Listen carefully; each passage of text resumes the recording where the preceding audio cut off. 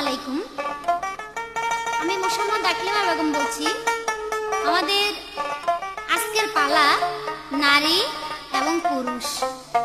আমি নারীর ভূমিকায় পালা গাবো এবং পুরুষের ভূমিকায় যিনি গান গাবেন তিনি বাংলাদেশের প্রখ্যাত শিল্পী আবুল সরকার। সে আবুল সরকার পুরুষের পালা নিয়ে গান গাবে।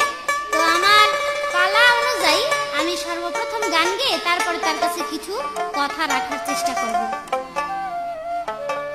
খাতুনে জান্নাত মাগো হাতে মায়া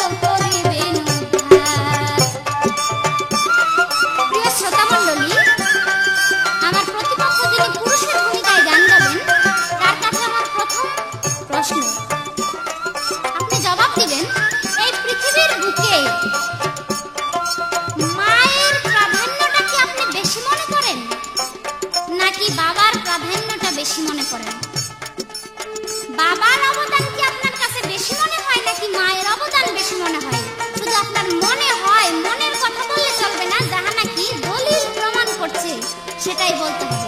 দেখবেন আপনি খুব চিন্তা ভাবনা করে জবাবটা দিবেন, আপনার জবাবে যেন পেছনে আমি কোনো কথা না রাখতে পারি। এই আপনার কাছে আমার প্রথমবারে মাত্র একটি প্রশ্ন রইল, আপনি সুন্দরভাবে তার ব্যাখ্যা দিবেন।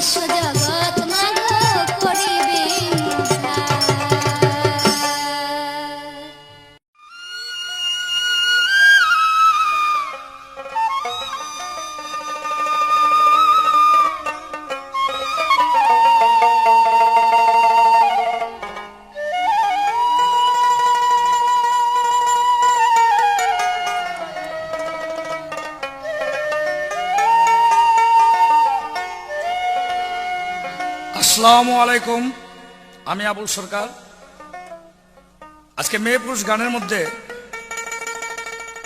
মেয়ের ভূমিকায় আকলিমা আমাকে প্রশ্ন করেছে, বাপের আর মায়ের এ দুজনের মধ্যে সন্তানের জন্য ভূমিকাটা কার বেশি। আর একটি গান তিনি করেছেন, খাতুনে জান্নাত মাতা জননী আমার, এ বিশ্ব জগৎ মাগো করিবেন উদ্ধার। এটা কিন্তু কথাটা বা গানটা এটা ভাবতত্ত্বে বা রসতত্ত্বে যতটুক চলে, কোরআনের দৃষ্টিতে কিন্তু ততটুক চলে না। কারণ কোরআনের দৃষ্টির মধ্যে এবং হাদিসের মতো জানা যায় একমাত্র আখিরাতের মধ্যে সুপারিশকারী যে ব্যক্তি তিনি হলো আখিরি পয়গম্বর মুহাম্মদ মুস্তাফা সাল্লাল্লাহু আলাইহি ওয়াসাল্লাম। তাই আমার একটা গান ওই হিসাবে আসলো। আমার মনে পোষা পাখি গাও রে সাল্লাল্লাহু আলাইহি ওয়াসাল্লাম, আমার মনে পোষা পাখি গাও রে সাল্লাল্লাহু আলাইহি ওয়াসাল্লাম।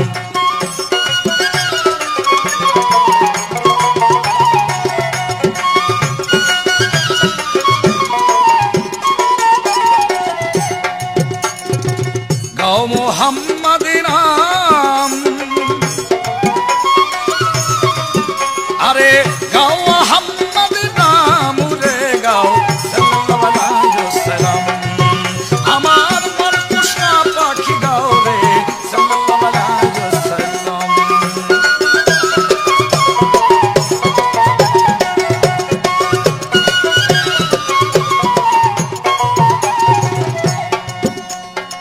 আমার আল্লাহ পাক বলেছেন, কি বলেছেন? তার আল কোরআনের মধ্যে বলেছেন, আমি আমার ফেরেশতাদেরকে নিয়ে আমার হাবিবের নামে, আমার দোস্তের নামে দরুদ পাঠ করি, তোমরাও করো। অথচ কোনো মাইয়ার নামে আল্লাহ তাআলা দরুদ পাঠ করার জন্য বা কোনো নাত পাঠ করার জন্য বলেন নাই। তাই সাইয়্যিদানা নবিয়ানা শাফিয়ানা মাওলানা, সাইয়্যিদানা নবিয়ানা শাফিয়ানা মাওলানা, নবী মুহাম্মদ নবিউল মালহামা, নবী মুহাম্মদ নবিউল মালহামা, রাসূলে আকরাম সাল্লাল্লাহু আলাইহি ওয়াসাল্লাম। আমার মন পোষা পাখি গাও রে সাল্লাল্লাহু আলাইহি ওয়াসাল্লাম।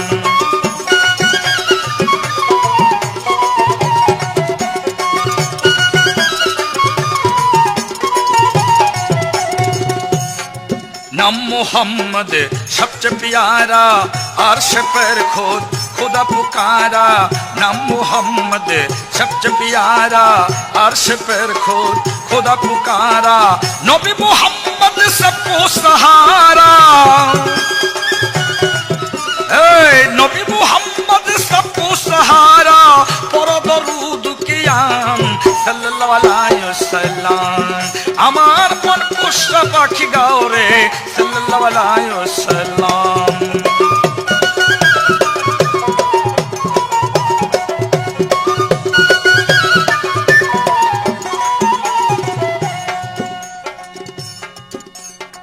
खुद खुदार नबी नबी मुहम्मद, खुद खुदार नबी नबी मुहम्मद, फेरेस्तादेर नबी नबी मुहम्मद, आरशेर नबी आमार नबी मुहम्मद, नबीर नबी आमार नबी मुहम्मद, इब्राहिमेर नबी नबी मुहम्मद, ईसा नबीर नबी नबी मुहम्मद, मा फातेमार नबी नबी मुहम्मद, सकलेर नबी आमार नबी मुहम्मद, पीर मुर्शिदेर नबी नबी मुहम्मद, कमले वाला नबी नबी मुहम्मद, साफायतेर नबी नबी मुहम्मद, आखिरातेर नबी नबी मुहम्मद, सुपारिशेर नबी नबी मुहम्मद, नबी मुहम्मद नामे मुहब्बत, ओ नबी मुहम्मद नामे मुहब्बत। এই গান আবুলের গান সাল্লাল্লাহু আলাইহি ওয়াসাল্লাম।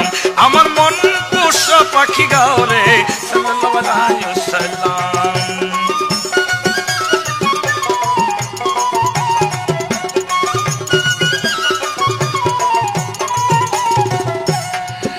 আমার প্রতিপক্ষ শিল্পী আমাকে একটা প্রশ্ন করেছে,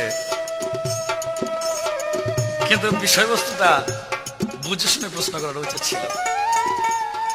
গান দিয়েছে মেয়ে পুরুষ, গানটা বাবা মা দেয় নাই। মেয়ে পুরুষ গানটার মধ্যে পাল্লা অনেক সময় হয়ে থাকে,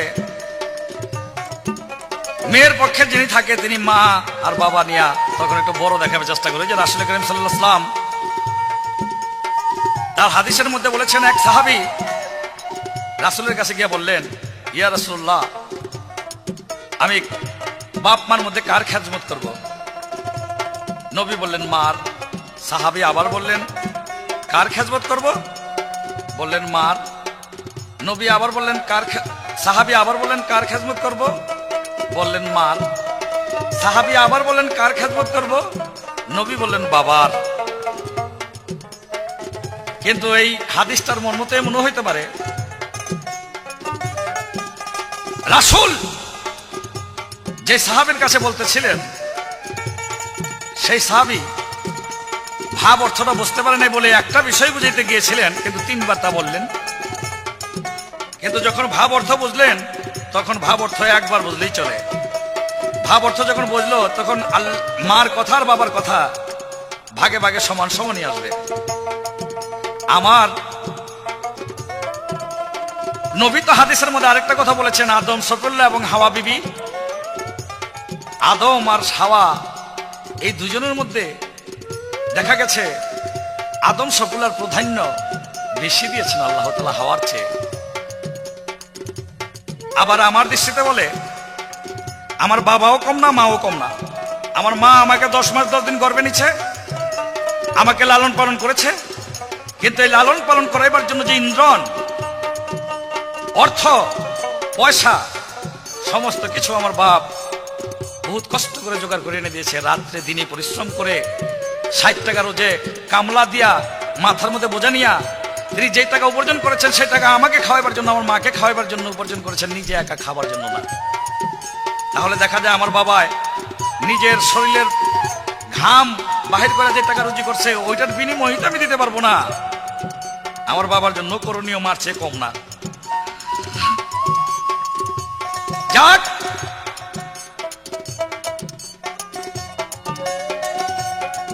তাহার এই পর্যন্ত কথা ছিল, জবাব দিলাম তার। বাবা সংক্ষেপেতে জবাব দিয়া প্রশ্ন এলো আমার প্রশ্ন এলো, আল্লাহ তাআলা নারী এবং পুরুষের মধ্যে আরেকটা সম্পর্ক দিয়েছেন, সেটা হলো স্বামী এবং স্ত্রী।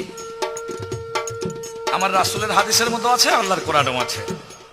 আমার প্রশ্ন থাকবে, স্বামী আর স্ত্রী এই দুজনের মধ্যে কার প্রতি কার প্রাধান্য? স্বামী আর স্ত্রীর মধ্যে এই দুজনের মধ্যে কার প্রতি কার প্রাধান্য? কোরআন হাদিসের মোতাবেক, আর ব্যক্তিগত কথা হইলে আলাদা কথা। এই আমার প্রশ্ন রইল। আমার মন পোষা পাখি গাও রে সাল্লাল্লাহু আলাইহি ওয়াসাল্লাম, আমার মন পোষা পাখি গাও রে সাল্লাল্লাহু আলাইহি ওয়াসাল্লাম, আমার মন পোষা পাখি গাও রে সাল্লাল্লাহু আলাইহি ওয়াসাল্লাম।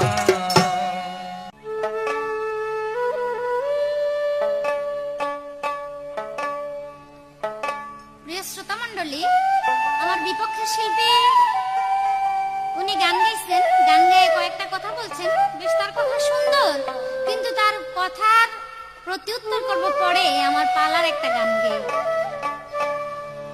করো রে মায়ের করণী বেলা, করো রে মায়ের করণী বেলায়, আদ্য শক্তি মায়ের কাছে, আদ্য শক্তি মায়ের কাছে, না বললে কি পাওয়া যায়।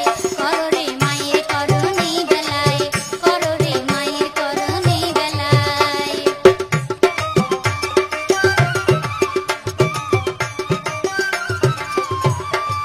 বাসকরণী পাগলা ছিল, করছে মায়ের সেবা,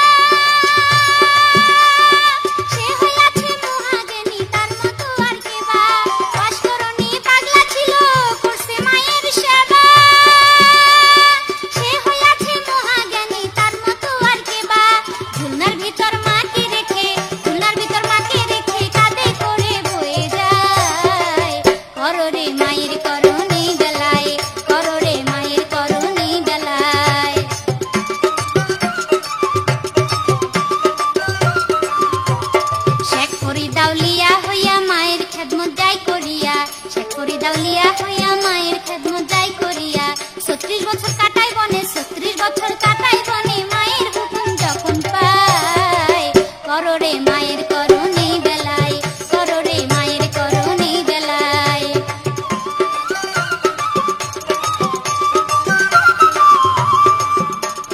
বড় পীরে মায়ের খেদমত করছে নির্বাণ মাতৃশক্তি মুরিদ করে ডাকাতের সর্দার বড় পীরে মায়ের খেদমত করছে নির্বাণ মাতৃশক্তি মুরিদ করে ডাকাতের সর্দার মুশারফ কয় মা জননী খাই যেন পাই তোমার পায় কররে মায়ের করণী বেলায় কররে মায়ের করণী বেলায়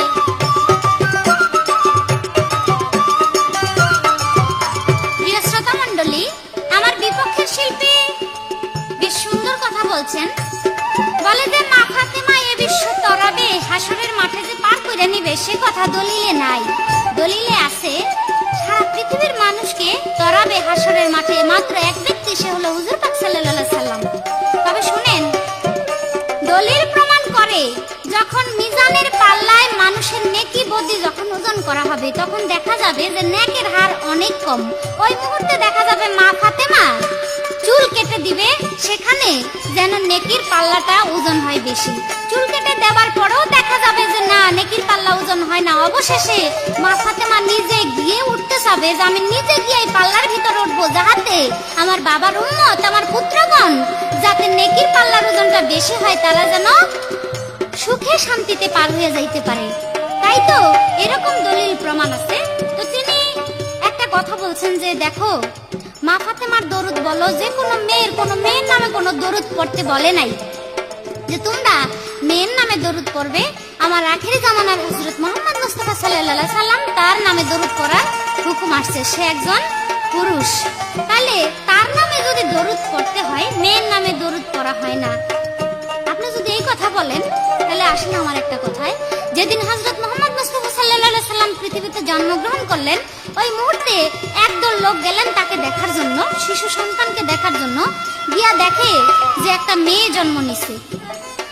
আবার আরেক দল গিয়া দেখেন গিয়া যে সেখানে একজন পুরুষ ছেলে জন্ম নিছে।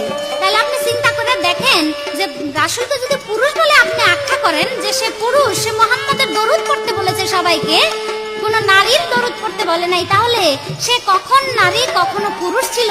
তাহলে তার দরুদটা পড়লে যে একজন পুরুষ হবে সেটাও কোনো কথা নয়। তবে ভাবের কিছু ব্যাপার আছে, এখানে নিগুড় তত্ত্ব আছে, সেটা বুঝে নিতে হবে, সব কথা খোলাখুলি বলা চলে না। তিনি আরেক কথা বলছেন যে আজকের পালা দিছে মেয়ে পুরুষ, আজকের পালা কিন্তু বাবা মা দেয় নাই। আমার বিপক্ষের পুরুষ মনে হয় ভুলে গেছেন যে মাও কিন্তু একটা নারী বা একজন মেয়ে, মা কিন্তু পুরুষ নয়। যদি আমি মেয়ের কথা বলছি, সে মেয়ের কথা, মায়ের কথা বলেন, বোনের কথা বলেন, ফুফুর কথা বলেন, আমার কথা বলেন, আমি সবই মেয়ে জাতি, দুনিয়াতে যত মেয়ে আছে প্রত্যেকটা নারী জাতির কথা আমি বলতে পারবো, তাতে আমার কোনো বাধা নাই। আপনিও বলতে পারবেন, তাতে আপনারও কোনো বাধা নেই। তো তিনি বলছেন, আমার প্রশ্ন ছিল যে মায়ের অবদান কি বেশি না বাবার অবদান বেশি? তিনি বলেছেন রাসূলের একটা হাদিস দিয়া, এক সাহাবী গিয়া বলল, হুজুর আমি মায়ের খেদমত করব না বাবার খেদমত করব? রাসূল একে একে 3 বার বললেন যে মায়ের খেদমত করবা, আর একবার বললেন বাপের খেদমত করবা। তাহলে আপনি এবার চিন্তা করে দেখেন, আপনি যতই ঘোরাঘুরি করেন, আপনি বললেন যে বাবা এবং মা সমান অধিকার, বাবাও আমার কাছে কম নয়, মাও আমার কাছে কম নয়। যদিও এই কথা বলেন আপনার মুখে, কিন্তু এটা অন্তরকে প্রশ্ন করে দেখেন যে বাবা মায়ের স্থান এক জায়গায় কখনো কোনো দিন হতে পারে না। কারণ পৃথিবীর বুকে বড় বড় কবি, বড় বড় সাধু, মহৎ, পীর, পয়গম্বর, নবী, ওলি, আউলিয়া সবাই মায়ের প্রাধান্যটা বেশি দিয়েছেন, এবং আপনারও দিতে হবে। আপনি যদি মন গড়া ভাবে কিছু বলেন তাহলে কিন্তু সেটা চলবে না। তাই আমি বলবো আপনাকে, তিনি আরেক কথা বলছেন যে আদমকে বেশি প্রাধান্য দেওয়া হয়েছে। আমি বলবো যে আদমকে প্রাধান্য দেওয়া হয়েছে বটে, যখন আদমকে আল্লাহ পাক সৃষ্টি করে বেহেশতের মধ্যে রাখলেন, ওই মুহূর্তে দেখা গেল সে আদম কথা বলে না, নড়ে না, চড়ে না। আল্লাহ চিন্তা করলো যে আমি এত শখ করে আদমকে সৃষ্টি করলাম, কিন্তু আদম কথা বলে না। ওই মুহূর্তে আদমের পাশে একটা নারী রূপধারী কে যেন গিয়ে বসলো, বসার সঙ্গে সঙ্গে আদম কথা বলে উঠলো। আদমের যদিও প্রাধান্য দেওয়া হয়, প্রাধান্যটা দেওয়া হলো কিসের জন্য? সে আজও পর্যন্ত অচৈতন্য হয়ে থাকতো যদি একজন নারী তার পাশে গিয়া না বসতো। তাহলে আদমের চাইতে নারীর অবদানটা অনেক অংশে বেশি।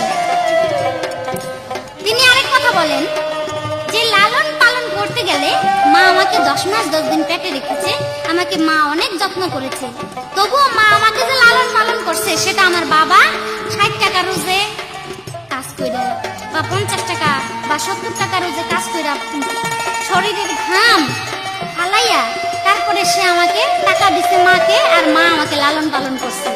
মার বাবারও অবদান কম নয়। আমি বলবো যে আপনার মা আপনাকে যতটুকু করতে পারবে ততটুকু আপনার বাবা কোনো দিন করতে পারবে না, করতে পারে নাই আর করতে পারবেও না। যেমন আপনারা যদি 4-5 জন বোন থাকেন বা ভাই থাকেন, ওই মুহূর্তে আপনার বাবা যদি মারা যায় তাহলে কি করে? আপনার মা সে ভিক্ষা করুক বা অন্যের বাড়িতে কাজ করুক বা যেভাবেই হোক, তার যতই কষ্ট হোক, সে সন্তানগুলিকে মানুষ করার চেষ্টা করে। সে সন্তান ফেলাই দিয়া যায় না। কিন্তু আজকে 4-5 জন বোন ভাই নিয়া যদি আপনার মা মারা যায় তাহলে আপনার বাপ কি করবে? আপনার বাপ আপনাদেরকে পালতে পারবে না, ওই মুহূর্তে গিয়ে আরেকটা বিবাহ করবে। কাজেই কথাই বলে, কথ্য ভাষায় মুরব্বীরা বলে যে মা যদি মারা যায় বাপ নাকি হয় তাওই। তাহলে আমি বলবো এই কথা কেউ আজ পর্যন্ত বলে নাই যে বাবা মারা গেলে মা হয় মা ওই। কাজেই মায়ের প্রাধান্য অনেক বেশি। মা যত কষ্ট করে একটা সন্তানকে লালন পালন করতে পারবে তত কষ্ট করে বাবা পারবে না। শুধু টাকা দিয়েই সবকিছু কেনা যায় না, টাকা দিয়েই সবকিছু হয় না, টাকার বাহিরে অনেক কিছু রয়ে গেছে। একটা সন্তানের যদি অসুস্থ হয়, জ্বর হয়, তাহলে তার বাবা সারাদিন কাজ করে এসে সন্তানের খবর নিতে পারে কিনা তাও বলা যায় না, সন্দেহ আছে। সে খাওয়া দাওয়া করে ঘুমাইসা থাকে, কিন্তু সেই সন্তানের বিছানার মধ্যে বসে থাকতে হয়, শীতানের পাশে বসে থাকতে হয় তার মায়ের সারাক্ষণ। সে সন্তানের কি লাগবে না লাগবে কিন্তু বাবা গিয়ে খোঁজ নেয় না। তাই তো টাকা পয়সায় সবকিছু হয় না দুনিয়ায়। তিনি আমাকে প্রশ্ন করেছেন স্বামী এবং স্ত্রীর মাধ্যমে প্রাধান্য বেশি কার? আমি বলবো স্বামী এবং স্ত্রীর মাধ্যমে প্রাধান্য যেমন পুরুষের তেমন নারী। পুরুষের প্রাধান্যটা হইল বাহিরে, আর মেয়ে লোকের প্রাধান্যটা হইল ঘরে। আপনার যদি নারীর প্রাধান্য, নারী যদি না থাকে আপনার ঘর অন্ধকার, আর যদি পুরুষ না থাকে একজন মহিলার জন্য, সে মহিলার জন্য বাহিরটা অন্ধকার হয়ে যায়।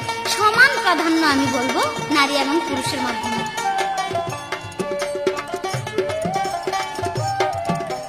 বাসকরণী পাগলা ছিল, করছে মায়ের সেবা, সে হইয়াছে মহাজ্ঞানী তার মতো আর কে বা।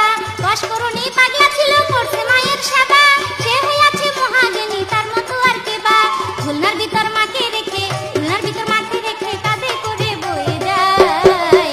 করোড়ে মায়ের করণী বেলায়, করোড়ে মায়ের করণী বেলায়, করোড়ে মায়ের করণী বেলায়, করোড়ে মায়ের করণী বেলায়। আমার প্রতিপক্ষ শিল্পী আকলিমা, তিনি এবার গান করেছেন করোড়ে মায়ের করণী বেলায়, অর্থাৎ মায়ের করণ করব, বাবার করণ না। মায়ের করণের দিকটা খুব ভালো হচ্ছে, কিন্তু এরপরে আমারও করণের কোনো কথা আছে। ওরে আল্লাহর পরে স্বামী বড়, আল্লাহর পরে স্বামী বড়, স্বামী হইল পুরুষ জাতি, কর স্বামী ভক্তি, মাইয়া কর স্বামী ভক্তি।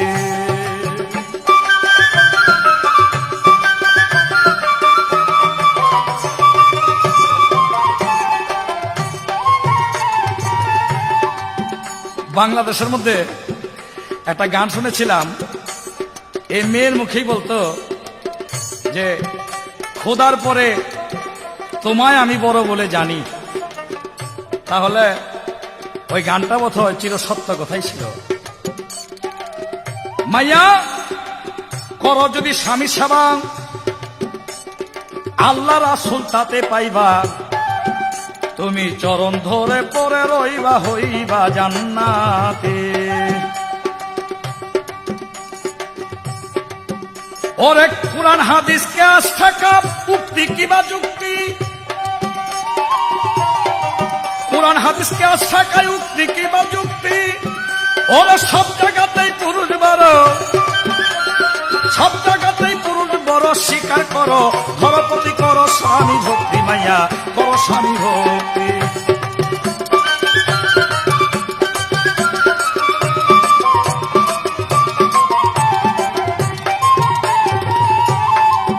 সেই ফাতেমায় হাসরের দিন মিজানের মধ্যে করা পাল্লায় ন্যাক কম হইলে চুল কাটিয়া দিবে। আমার মনে হয় মার চুল খালি 2-4-50 মাইল লম্ব হইব আর কি, কারণ পাপি তো অনেক।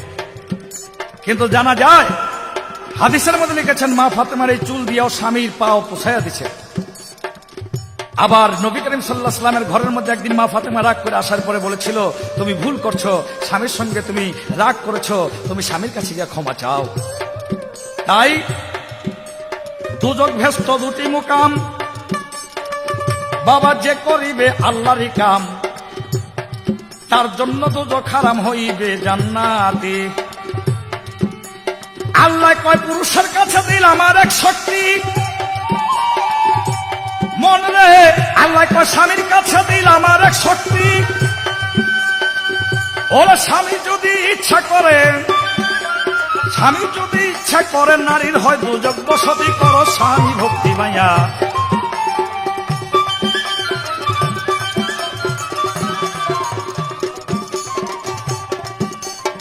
স্বামী যদি ইচ্ছা করে নারীর হয় দুজক বসতি, এই ইচ্ছাটা মধ্যে একটা কথা আছে, যদি স্ত্রীর কোনো কর্মের প্রতি কথার প্রতি স্বামী অসন্তুষ্ট হয়ে যায় তাহলে আল্লাহ অসন্তুষ্ট হয়ে যায়।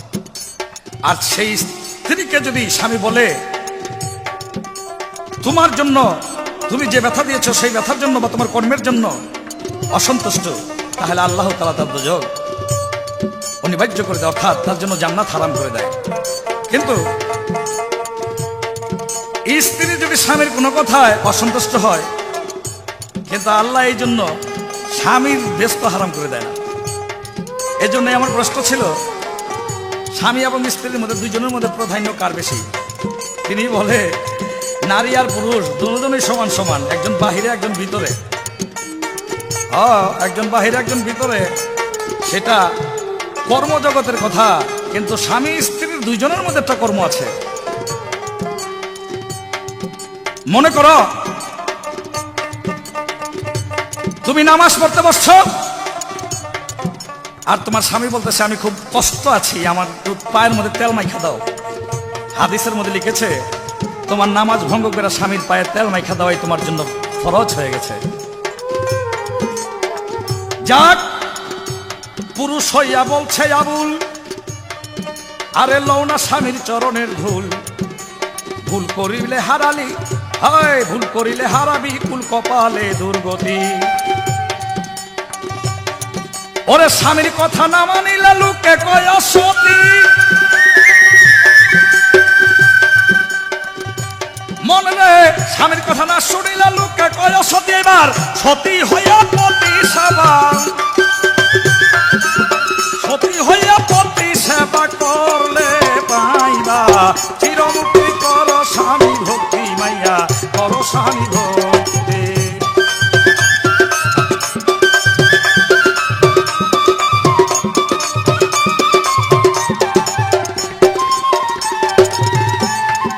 ওয়াসকরণী মায়ের সেবা করেছে। ওয়াসকরণীর বাবা ছিল না, তাই একতরফা ভাবে মায়ের সেবা করেছে।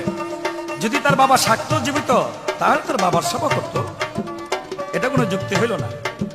শেখ ফরিদে 36 বছর পর্যন্ত মায়ের কথা সাধন করেছে। সাধন করেছে শেখ ফরিদ নিজের জন্য, শেখ ফরিদের মা তার ছেলেকে সাধন করবার জন্য পাঠাইছে, এটা মায়ের হুকুম। তার বাবা কিন্তু জীবিত ছিল না, থাকলে তার বাবাও বলতো। যার যার পিতা তার তার ছেলে সন্তানকে অবশ্যই বলে, প্রথম শিক্ষা দিবার জন্য হুকুম দেয়, টাকা পয়সা দেয়, পরিশ্রম করে মাদ্রাসা পাঠায়, লেখাপড়া শিখায়, ভালো পথে চলতে বলে, সমস্ত কিছু তো পিতা তার সন্তানকে বলে। বড় বিশ্বাস মায়ের স্বার্থে, মায়ের কথায় মায়ের স্বার্থে ডাকাতকে মুরিদ করলো। বড় পীরের মায় যে শর্ত দিয়েছে তা তো আল্লাহরই শর্ত। বড় পীরের মায় বলেছিল জীবনে মিথ্যা কথা বলবে না, বিপদে আপদে সবসময় আল্লাহকে স্মরণ করবে, এটা বাবারও কথা। এটা আল্লাহর কথা। এবার আমি বলেছিলাম নারী পুরুষ পাল্লায় এটা ডাইরেক্ট বাবা মায় যায় না। আমার প্রতিপক্ষ শিল্পী বলে নারী কি আমার হইল না মা? নারী কি আমার মা নয়? হ মা হই, বাবা পুরুষ হই, কিন্তু ডাইরেক্ট বাপ মার মধ্যে যায় না। আমি এটা বুঝি কেন যায় না? বাপ মার স্তরটা যেটা, সেটা যে স্তর, স্বামী স্ত্রীর স্তরটা কিন্তু আবার আরেকটা স্তর। আবার বন্ধু আর বান্ধবী এই দুটার স্তর কিন্তু আরেকটা স্তর। একটা ধারাবাহিক একটা নিয়ম আছে। অবশ্য সবই মাইয়া সবই পুরুষ, কিন্তু নারী পুরুষ গানের মধ্যে নারী আর পুরুষের এই দুইটা সম্পর্কই প্রথমস্থ থাকে। এবার আমি বলেছিলাম আদমকে হাওয়া হইতে প্রাধান্য দিয়েছে। কয় আদমে অচেতন ভেস্তের ভিতর ছিল বলে তাকে হাওয়া তৈয়ার করেছে, এই জন্য আদম কি প্রাধান্য পাইছে, এই জন্য হাওয়া বড় হয়ে গেল।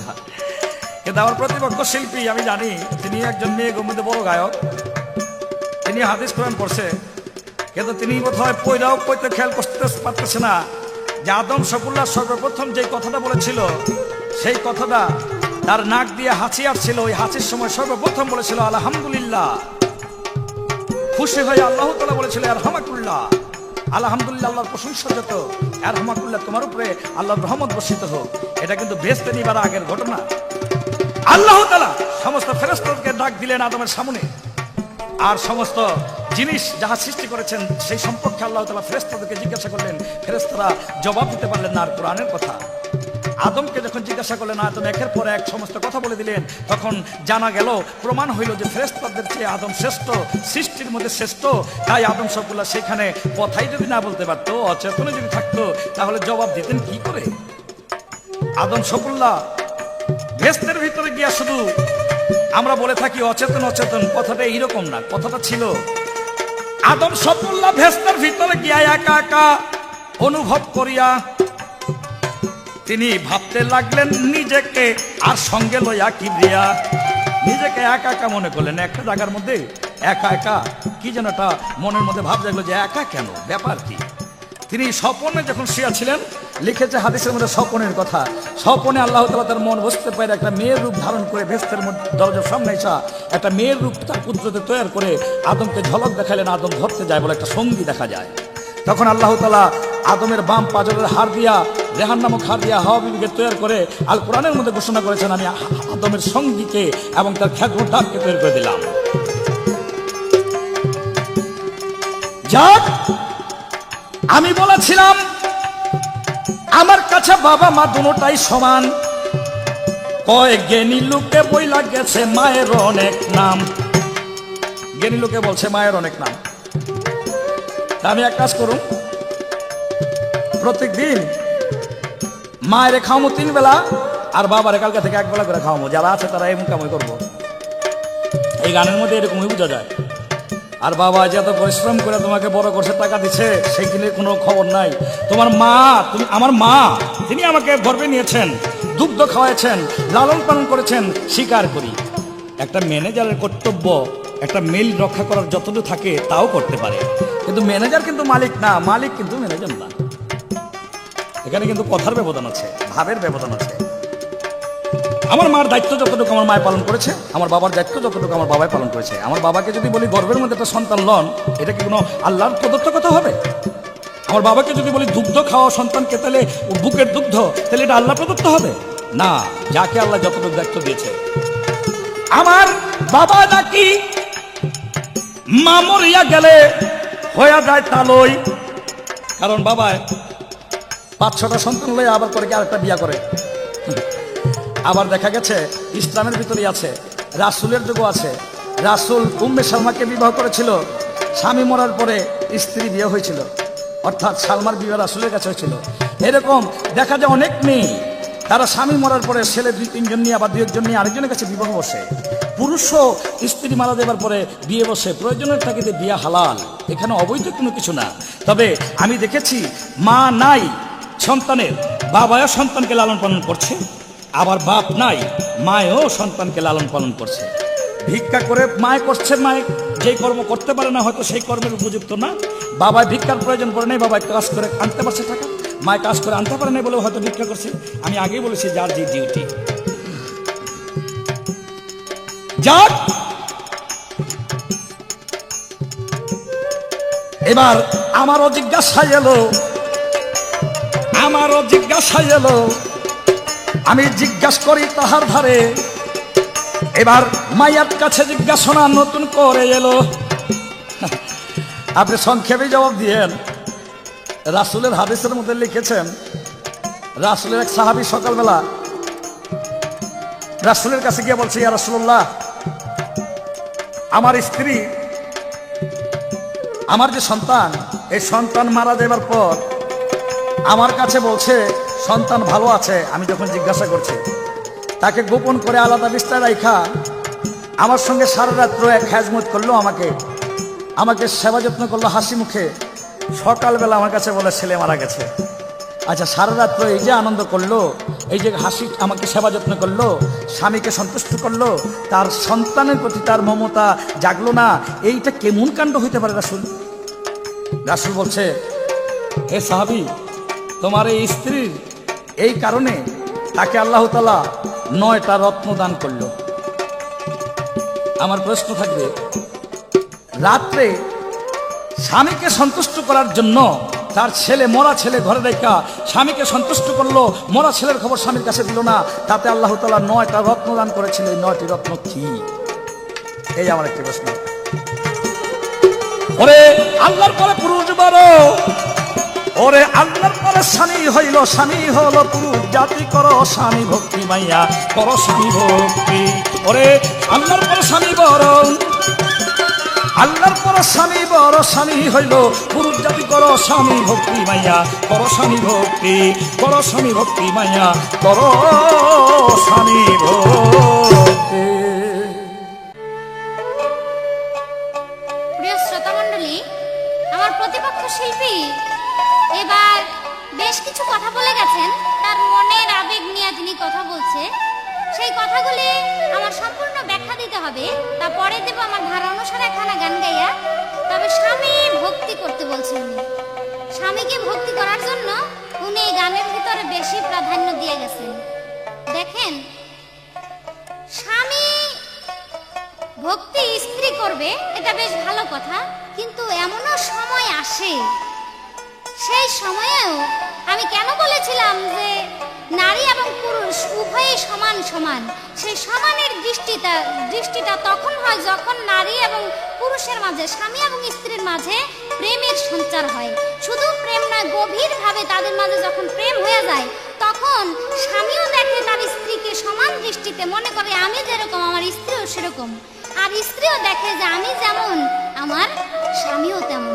তাই আমি সেই দৃষ্টি নিয়ে, প্রেমের দৃষ্টি নিয়ে গভীরে গিয়ে আমি বলেছিলাম যে স্বামী এবং স্ত্রী উভয়েই সমান। সেই দেশে গেলে, সেই রাজ্যে গেলে, সেই গভীর প্রেমে প্রবেশ করলে সেখানে কেউ ছোট এবং কেউ বড় থাকে না। তাই আমি সেই মন নিয়ে বলেছিলাম সেই কথা। তাই তার সম্পূর্ণ কথা বলবো আমার আগে ধারা অনুসারে একখানা গান গাইয়া। ও পুরুষ জাতি নারী ছাড়া নাই কোনো গতি, ও পুরুষ জাতি নারী ছাড়া নাই কোনো গতি। মেয়ে হলো ঘরের লক্ষ্মী, নারীর হলো ঘরের লক্ষ্মী, মিথ্যা নয় কথা সত্যি। মেয়ে হলো ঘরের লক্ষ্মী, মিথ্যা নয় কথা সত্যি। মেয়ে ছাড়া নাই কোনো গতি, ও পুরুষ জাতি মেয়ে ছাড়া নাই কোনো গতি।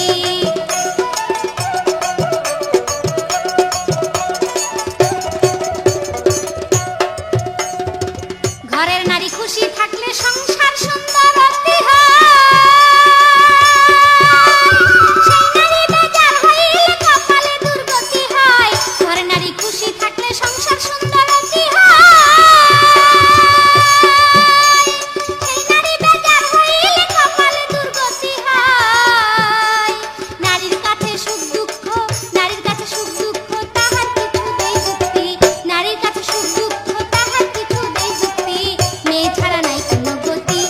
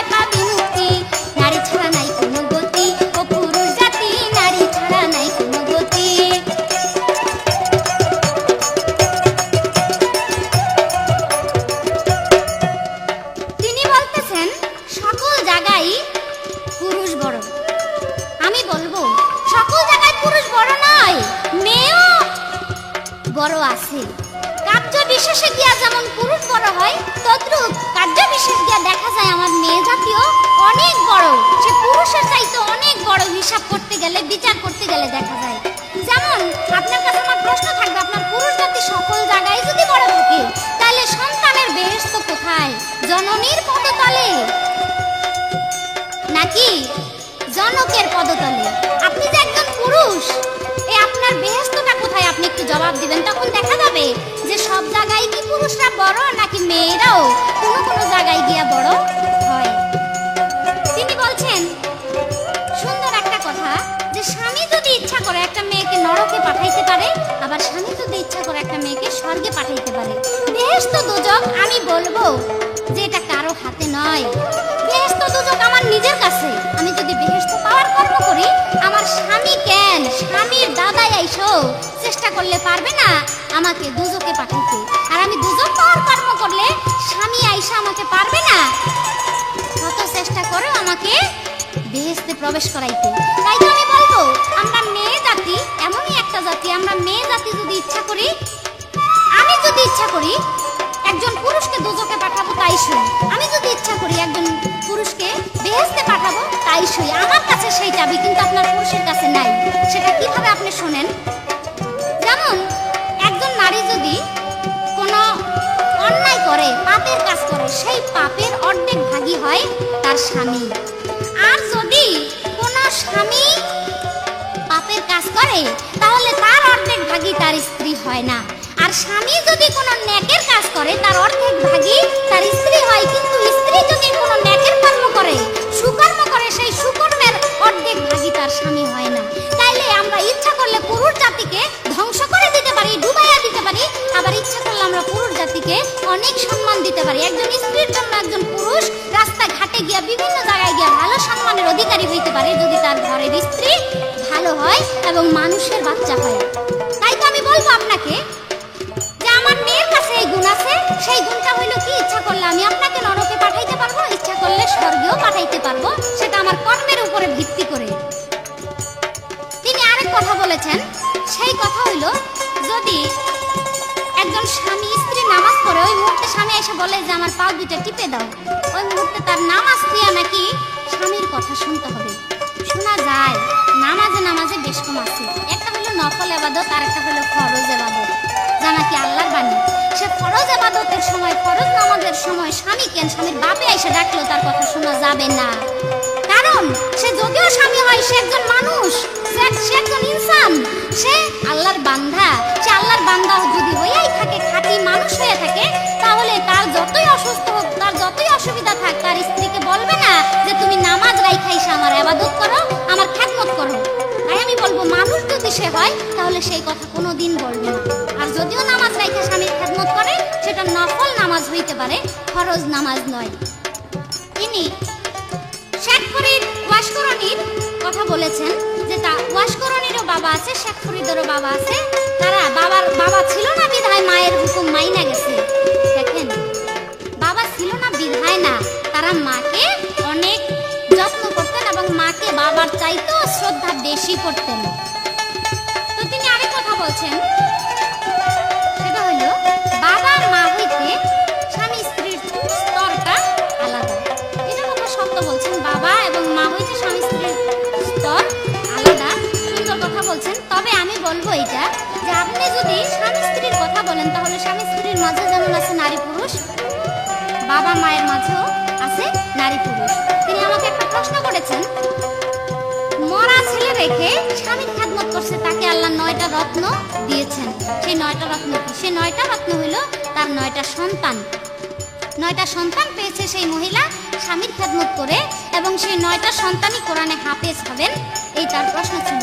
তবে আমার কথা হইল গিয়া, 9টা সন্তান যে সে মহিলা পাইল, সেটা কিন্তু স্বামী দেয় নাই, সেটা তার কর্মের গুণে গিয়া, কর্মের উপরে ভিত্তি করে তিনি পাইছে। যদি সেই কর্ম না করতো, তাহলে তার স্বামী ইচ্ছা করে আইসা হাতে তুলে দিতে পারতো না সে 9টা রত্ন। সে সেই কর্ম, সন্তান পাওয়ার মতো কর্ম, রত্ন পাওয়ার মতো কর্ম করেছে বিধায়, নারী নিজে কর্ম করেছে, কষ্ট করেছে, যার জন্য সে রত্ন পাইছে। সে সেই কর্ম না করলে, স্বামীর মন যদি সেই রাতে না জোগাইতো, তাইলে যদি স্বামী তাকে সন্তুষ্ট চিত্তে বলতো যে আমি তোমাকে দিলাম 9টা রত্ন, তাহলে মনে করতাম যে আপনারা দিতে পারেন। আসলে আপনারা কিছুই দিতে পারেন না, যদি আমরা কর্ম করে না নেই। আপনাদের দেওয়ার কোনো ক্ষমতা নাই।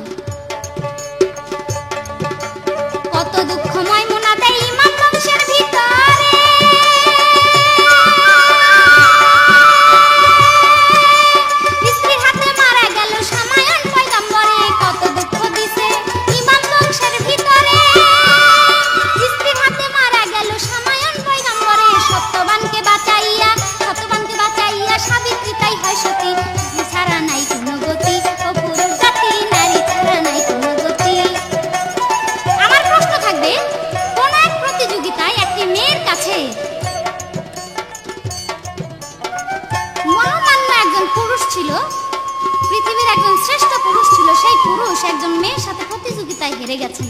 আমার প্রশ্ন থাকবে সেই পুরুষকে, এবং সে প্রতিযোগিতা যে হয়েছিল সেটা কিসের প্রতিযোগিতা হয়েছিল? এই আমার শেষ প্রশ্ন, আপনি আসলে সুন্দরভাবে জবাব দিয়ে দেবেন।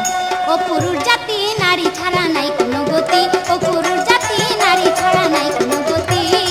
মেয়ে হলো ঘরের লক্ষ্মী, মেয়ে হলো ঘরের লক্ষ্মী, মিথ্যা নাই কথা সত্যি, নারী ছাড়া নাই কোনো গতি। ও পুরুষ জাতি নারী ছাড়া নাই কোনো গতি, ও পুরুষ জাতি নারী ছাড়া নাই কোনো গতি।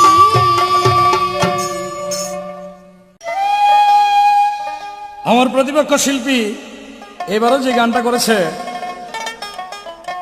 এই গানটা একটু বেশি অতিরিক্ত হয়ে গেছে কথাটা। সেই কথাটা হইল, ও পুরুষ জাতি নারী ছাড়া নাই কোনো গতি। এই কথাটা একতরফাভাবে ঠিক না। যেমন এখানে নারী ছাড়া শীষ পয়গম্বর জন্মগ্রহণ করেছিল, আদম সফিল জন্মগ্রহণ করেছিল। আবার স্ত্রীর ব্যাপারে যদি হয়, তাহলে শাহজালাল নিজেও কোনোদিন বিয়ে করেন নাই। এরকম অলিয়া উলিয়াদের জীবনে বহুত আছে যে তারা বিয়েই করে নাই, তাদের নারী দরকারই পড়ে নাই।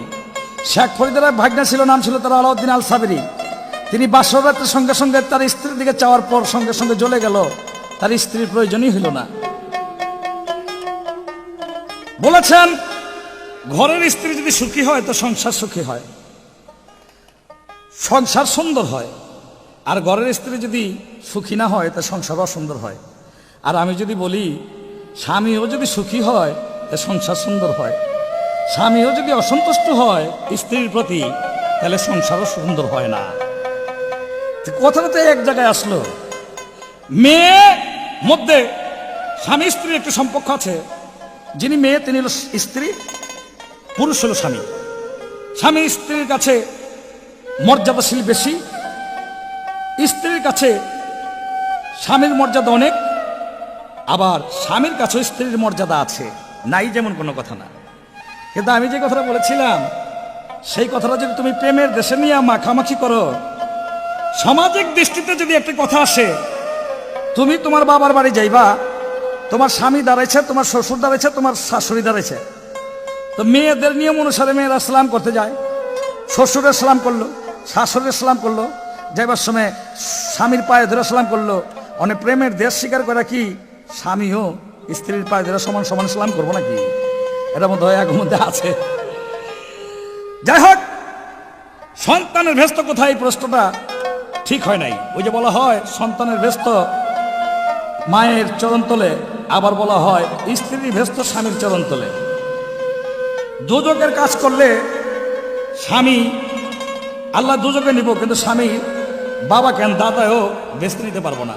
আমি বলি পারে। ইমাম হাসানের স্ত্রী জায়দা ইমাম হাসানকে বিষ খাওয়ায়া যে অপরাধ করেছিল তাতে তিনি দুজকি। কিন্তু ইমাম হাসান ইন্তেকালের আগে একা ঘরে জায়দাকে ডাক দিয়া বলছিল, তুমি যেই কর্ম করেছো আমি জানি, আল্লাহ তাআলা হাসরের মাঠে তোমাকে বেহেশত হারাম করে দিবে, কিন্তু আমি ওয়াদা করলাম তোমাকে বেহেশতের ভিতরে না নিয়া আমি বেহেশতের ভিতরে পাও রাখবো না। কিন্তু কোনো স্ত্রী তো এরকম কথা বলতে পারে নাই, তোমাকে আমি বেহেশতের ভিতরে না নিয়া আমি বেহেশতের ভিতরে পাও রাখবো না। যাক, একজন একজন একজন একজন পুরুষের উসিলাতে এলিমায়া এই জগতে, আবার হবে মরিতে যদি যাইতে তো জান্নাতে, মজগিয়া স্বামীর খেজমতে, তুমি মজগিয়া স্বামীর খেজমতে।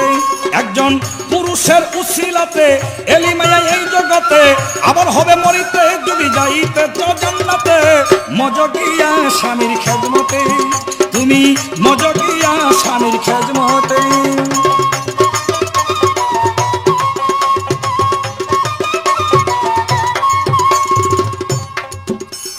যেদিন তোমার হলো বিয়া গেল স্বামীর ঘরে, সেদিন হতে পুণ্য নেকি লেখে পরোয়ারে। যেদিন তোমার হলো বিয়া গেল স্বামীর ঘরে, সেদিন হতে পুণ্য এবাদত লিখে পরোয়ারে।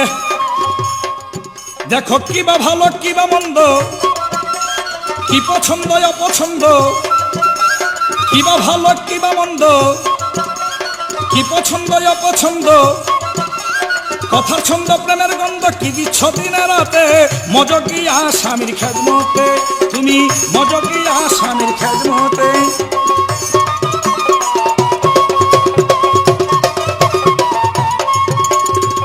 একটা কথা বলেছে, স্ত্রী যদি পাপ করে বা অন্যায় করে তাহলে স্বামী অর্ধেক ভাগ পায়, এই জন্য দুজকে যেতে পারে। আর আল কোরআনে যে আল্লাহ তাআলা বলেছেন, যার যার অপরাধের দায় শেষে হবে, যার যার হিসাব তার তার দিতে হবে। আমার আল্লাহর কথার উপর দিয়ে কথা বলার পৃথিবীতে আছে কারো? আমার তো এটা বিশ্বাস হয় না। আর মানুষে কি মনে করে তাও তো জানি না। আল্লাহ তো স্বীকার করো তুমি। আস্তে, আমার কথা ছিল স্বামী যদি তোমাকে ডাক মারে, তোমার নামাজ থুইয়া যাইতে হবে খেদমতের খাতিরে। এক জায়গায় স্বীকার করছে, কয় নফল নামাজ হলে যে স্বামীর খেদমত করা যাবে, কিন্তু ফরজ নামাজ যদি হয় তাহলে খেদমত করা যাবে না, কারণ স্বামী তো একজন মানুষ, সে মানুষ হিসাবে সে নিয়ে এই কথা বলতে পারে না, সে তো ইনসান। আমি বলি মানুষ হিসাবেও বলতে পারে, কারণ কোরআনের মধ্যে আছে মরা খাওয়া হালাল হারাম, গরু মরা পর্যন্ত খাওয়া হারাম, মরা খাওয়াই হারাম, ঘোড়া মরা খাওয়া হারাম, ঘোড়াও খাওয়া হারাম। কিন্তু লিখেছেন জীবন বাঁচাবার সময় মরা ঘোড়া কেন হারাম জিনিস খাওয়া তোমার জন্য জায়েজ। যখন তোমার স্বামী তোমাকে ডাক দিয়েছে, আমার জীবন চলে যায়, আমাকে এক গ্লাস পানি দাও পিপাসায়, আর তুমি ফরজ নামাজ আদায় করতেছ, তখন তোমার স্বামীর প্রাণ বাঁচাবার জন্য আল্লাহর তরফ থেকে হুকুম, অর্থাৎ প্রাণ বাঁচাবার জন্য হুকুম আছে, নামাজ ছাইরাও প্রাণ বাঁচাতে হবে। প্রাণ বাঁচাবার ব্যাপার অন্য জিনিস। তোমার স্বামীটা এই অবস্থা থাকতে পারে, তখন তো তোমার নামাজ শেষ করে তোমার উপস্থিত হতে হবে। আস্তে, আমার কাছে একটা কথা করে জিজ্ঞাসন, আপনারা নীরব থাকিবেন যত বন্ধুগণ। বলে একটা প্রতিযোগিতা করেছিল এক পুরুষ একটা মাইয়ার সনে, ওই পুরুষ হাইরা গেল হারিল ভুবনে। আমি ভাবতে পারি না যে আকলিমা আমার এই প্রশ্নটা করবো, কারণ এইগুলো এখন না করাটাই উচিত ছিল, এগুলি জমানো হয় নাই। ওই যে গায়করা বলে থাকতো আলী আর ফাতেমায় প্রতিযোগিতা করছিল, তুমি বড় না আমি বড়। ওই যে করণ শহরে এক পাহাড় আছে, পাহাড়ের উপরে বা ইয়ামন শহরে বা মিশর শহরের মধ্যে যেই দেশের কথাই বলুক না কেন, এক পাহাড়ের উপরে পাখি, ওই পাখিটা যদি আইনে দিতে পারো তাহলে তুমি বড়, আর না হলে আমি বড়। তখন আলী গেছিল পাখি ধরতে, মা ফাতেমায় নাকি পাখি হয়ে বসে রয়েছে, খাবার দিয়ে তার পায়ের মধ্যে ধরছে, আলী উড়ে লইয়া যায়, যান বাঁচা কইছে, নিচে নামাই দিছে। আলী খালি হাতে আইছে, আয়া জিজ্ঞাসা করছে পাখি আনছ? কয় না, পাখি দেখাই পাই না। কয় প্রমাণ আছে। এইটা কিন্তু হাদিসের মধ্যে আমরা গায়কটা পাইনি।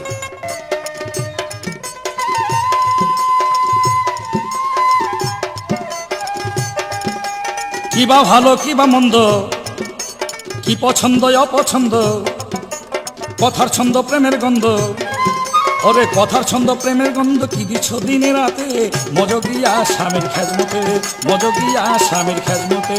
একজন পুরুষের ছিলাতে এলিমায়া এই জগতে, আবার হবে মরিতে যদি যাইতে জান্নাতে, মজগিয়া পুরুষের খেদমতে, মজগিয়া স্বামীর খেদমতে, মজগিয়া স্বামীর খেদমতে, মজগিয়া স্বামীর খেদমতে।